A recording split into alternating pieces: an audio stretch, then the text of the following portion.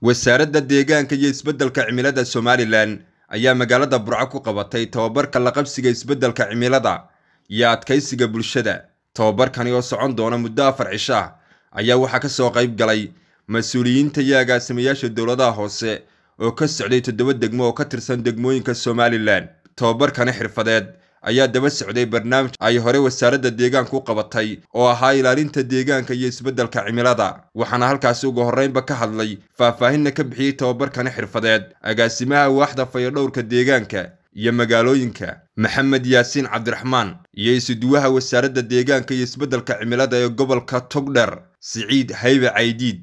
waxa sidii ballanku ahaa degmooyinkeena aan saaka u furaynaa tababarkii xirfadeed gaar ahaan agaasimayaasha kala duwan ee dawladaha hoose ee 7 degmo ee saaka halkan ku fadhidaan. tababarkani wuxuu daba socdaa barnaamijkii aynu u sameynay gudiyadii xaafadaha degmooyinka aad ka tirsantihiin kaasoo ahaa ilaalinta deegaanka iyo isbeddelka cimilada.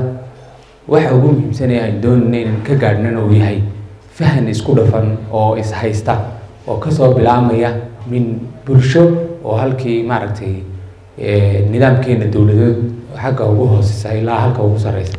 marka tababarkani wuxuu daaran yahay inaad idinkuna si xirfadeysan u fahantaan caqabadaha iyo dhibaatooyinka deegaankiina haysta, qorshayaasha aad sameynaysaan iyo miisaaniyadda aad dejinaysaan ku saleysan wax kamid ah waxaas.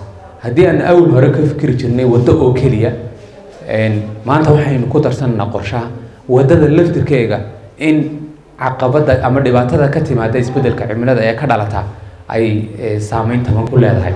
marka ugu yartahay waddo aynu soo qorsheynay oo kharash fara badan inaga baxay oo aynu maaragtay maaliyad fara badan iyo shaqaale iyo waqti badan aynu gelinay ayaa laga yaabaa in ay samayso daadad iyo dhibaatooyin ka dhashay isbeddelka cimilada.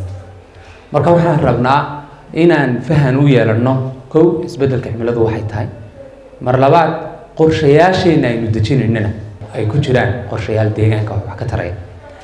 hore wasaaraddu waxay idinla soo wadaagtay codsi odhanaya dawladaha hoose inay ku daraan barnaamijyadooda ay budget gareynayaan ee sanad miisaaniyadeedka ugu jira arrimo la xidhiidha ama mashaariic ku la xidhiidha wax ka qabashada deegaanka iyo isbeddelka cimilada. taasi waxay bugdhig u tahay in si wada jira wax looga wada qabto. sidaa markay tahay maanta idinkuna tababarka aad qaadataan waxa kale oo barbar socda in wasaaradda deegaanku ay cilmi baadhis ku wado degmooyinka aad ka tirsantihiin. kusoo dhaweynayaa degmada Burco kusoo dhaweynaya idinkoo ka socda degmooyinka kale ee gobolka ka kooban yahay dhammaantood idinkoo ka socda oo soo dhaweynaa isbeddelka cimiladu waxay nagu leedahay saameyn aad u weyn bay nagu leedahay. sababta awgeed ayaa iminka qorshayaasha wasaaradda deegaanka iyo isbeddelka cimilada heer gobol iyo heer qaran labaduba ay xoog u saarayaan in moogtahay isbeddelka cimilada wadanka saameynta ku yeeshay in la yareeyo. marka muhiimadda ugu weyn waxay moogtahay marka hore in dadka cilmigii la baro waxay moogtahay in isbeddelka uu jiro oo isbeddel ku yimid xagga cimilada inuu jiro. sidoo kale aqoontaasi inaad muddo dheer dadkii nooga faa'iideysaan ficil ahaan iyo aqoon ahaan labadaba.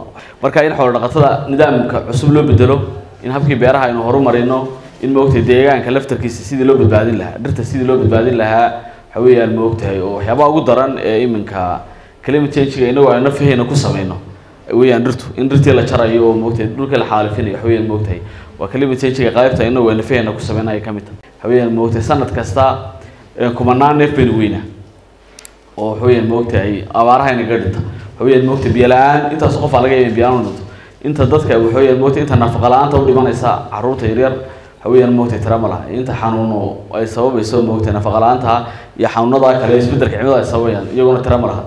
dadaan nahay maamulka wasaaradda gobolka Togdheer heer qaran heer gobol waxaan diyaar u nahay inaan wax badan qabano oo aan deegaankeena iyo nolosheena badbaadino moogtahay diyaar baan u nahay. Cabdirashiid Timir maqal muuqa caalamiga ah Home Cable TV Burco.